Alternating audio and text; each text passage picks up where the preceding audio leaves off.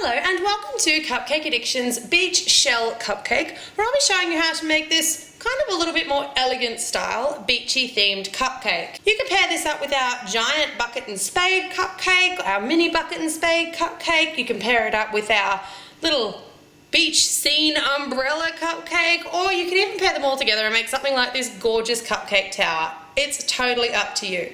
I've actually even used this style for a beach themed wedding before. Let's get started. Tools and equipment that we will be using today. I've got a shell chocolate mould. Now with the shell chocolate mould, these are probably the most widely and commonly available chocolate moulds anywhere apart from Hearts. So you should be able to pick one up at a local cake decorating store. Check for ice cube trays. They don't necessarily have to be this style of shell. There are so many available. Also keep in mind that a lot of confectionery brands and candy brands actually do sell pre-made shells. They might have little kind of brown and white swirls through them. They might be slightly different colours, but you can definitely find them pre-made as well.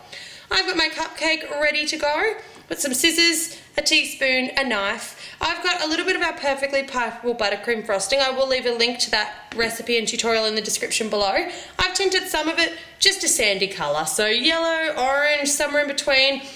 And then I've got a little bit more that I've tinted a nice, really pale blue, and I've popped that in a piping bag, and I've paired it up with the Loyal number 20 piping nozzle.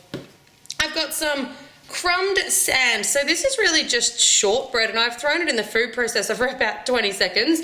You can also crush it by hand. You don't want it to be really fine, so do try and keep some of those little nice bigger chunks in there so that it looks really nice and sandy. If it's too fine, your cupcake's going to look too neat and too defined. I've got some melted, just regular white chocolate or white candy melts, and I've got a snap lock bag.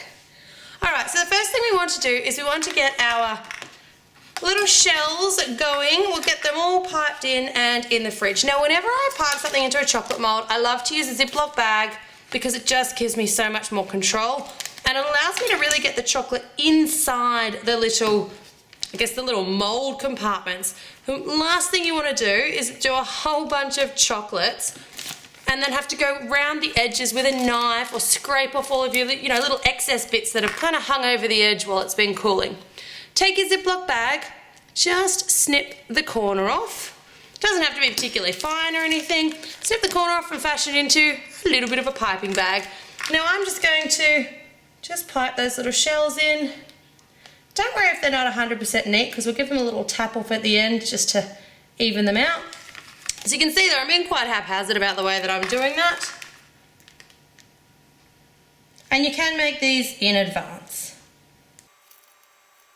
If you love our tutorials, make sure that you head over and subscribe to our channel, My Cupcake Addiction. We'd love to have you stop by. Alright, so what I'm going to do now, just to even those out, is I'm going to take them, give them a good whack on the table.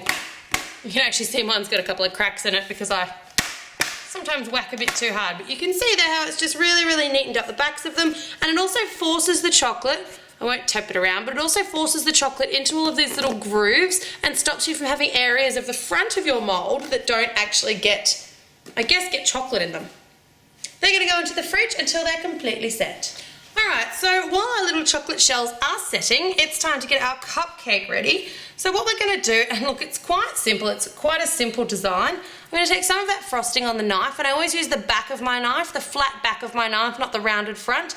And I'm just going to scoop it on, and as I'm scooping it on, I'm just pushing it down and out into the edges. So it's not really going over the sides, it's just, I'm sort of putting a bit of pressure on it, so it's just filling any gaps between the cupcake liner, and really making it nice and neat. You just want a really thin layer there, and it doesn't matter if it's not so neat or anything like that. Just do try to keep those sides of your cupcake case neat. Now take it and you just want to roll the edges of it in the sand or the crushed biscuit. You don't want to go in the middle, and the reason that we don't want to go in the middle is because when you go to pipe that blue swirl on, if there's crushed biscuit and everything, that blue frosting is going to have nothing to stick to. So the entire blue frosting will literally come off like a lid.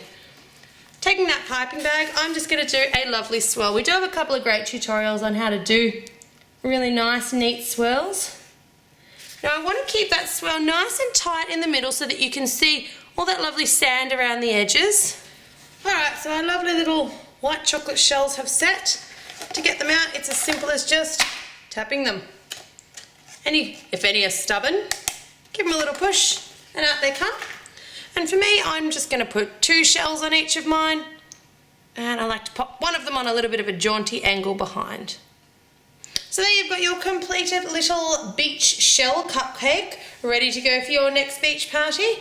As always, I hope you've enjoyed watching this tutorial as much as I've enjoyed making it, and thank you very much for watching.